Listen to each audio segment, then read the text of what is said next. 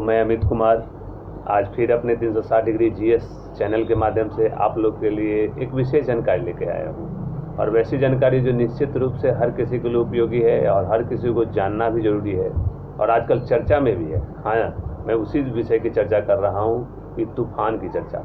तूफानों का नाम कहाँ से आता है, कौन इन्हें जारी करता है, किस आधार पर जारी करता है, कौन देश जारी करता है, कोई संस्था है जो इसे प्रमाणित करती है या अजीब अजीब नाम किस आधार पर चुने जाते हैं। इन सारे विषयों को मैंने आज अपने इस वीडियो में समेटा है और इस वीडियो को देखिए। ज़रूर हमको लगता है कि आपको कई सारी जानकारियाँ मिलेगी और अच्छी लगे तो ज़्यादा से ज़्यादा लोग तक पहुँचाइए, शेयर कीजिए, कमेंट दीजिए, लाइक दीजिए। तो आपको बता दूँ कि तूफानों के नाम रखने की एक निर्धारित या फिक्स प्रक्रिया है और पहले जो तूफानों का नाम होता था वो एक लोकल स्तर पर लोगों द्वारा तय कर दिया जाता था, लेकिन अब ऐसा नहीं है। सबसे पहले तूफानों के नामकरण की प्रक्रिया 1953 ईस्वी में शुरू हुई, जब अटलांटिक महासागर के तटीय देशों ने मिलकर एक तूफानों की एक लिस्ट बनाई और इसे नेशनल अटलांटिक स्टॉर्म लिस्ट नाम दिया गया।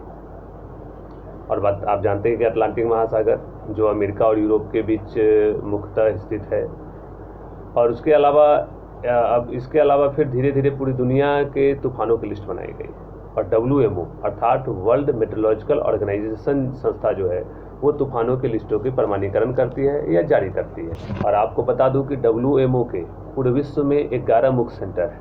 इस 11 मुख्य सेंटर में 6 सेंटर को हम लोग RSMC regional specialised meteorological centre और 5 को TCWC tropical cyclone warning centre के नाम से जानते हैं।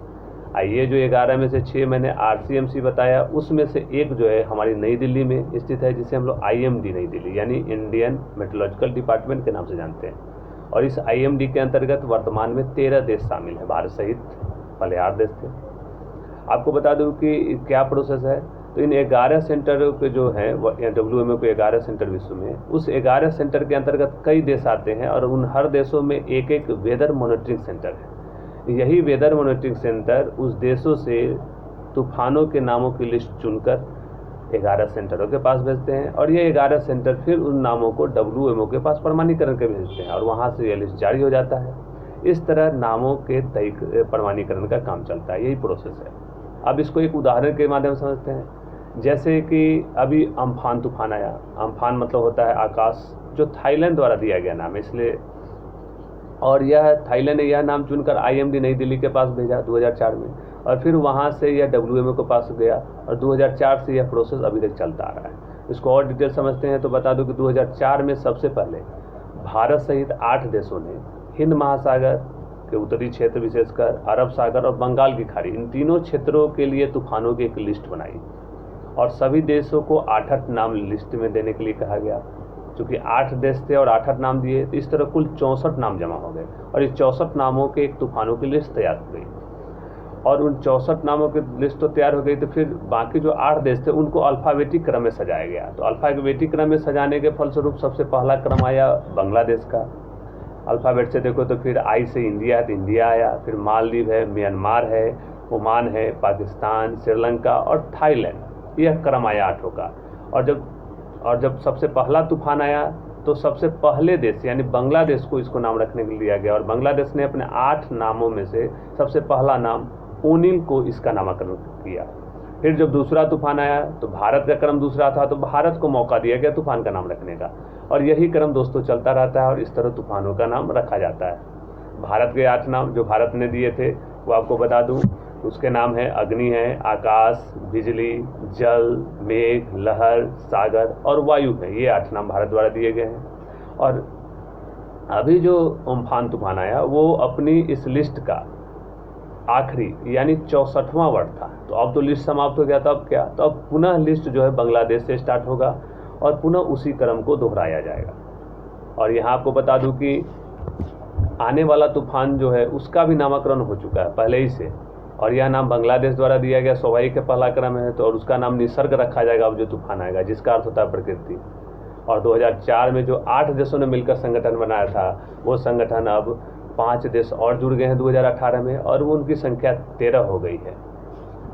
और ये जो 5 नए देश शामिल हुए हैं वो है सऊदी अरब है, ईरान है, कतर है, UAE है और यमन है। और ये इन 13 देशों ने 2020 में 13 नाम दिए हैं। तो 2020 में तूफानों के लिए 169 नामों की लिस्ट तैयार हो गई है और यही 169 नाम जो हैं हिंद महासागर के क्षेत्र में उठने वाले तूफानों को बारी बारी से देशों के अल्फाबेटिक क्रम के अनुसार दिए जाएंगे।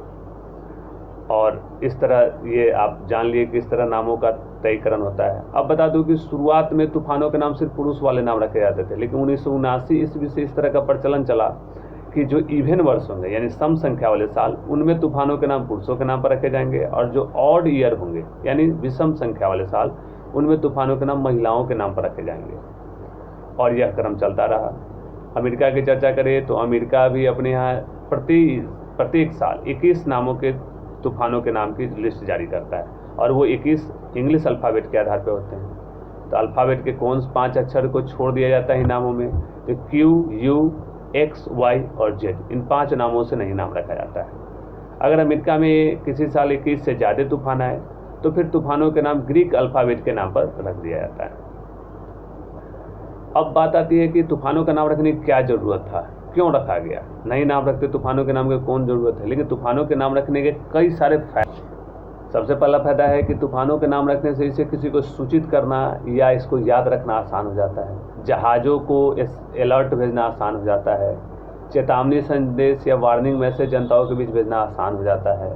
देशों के बीच सरकारी जानकारी की अदला बदली करना इससे आसान हो जाता है। इससे कई सारे लाभ हो सकते हैं। तो क्या आधार है इनके नामों का। इनके नामों को रखने का आधार यही है, मेन मुख्य आधार कि सांस्कृतिक और धार्मिक आहत करने वाले नाम नहीं होने चाहिए, किसी भावनाओं को आहत करने वाला नाम नहीं होना चाहिए, नाम छोटा और स्पष्ट होना चाहिए और इस तरह का नाम होना चाहिए जिसे आसानी से जनता के बीच प्रचारित किया जा सके।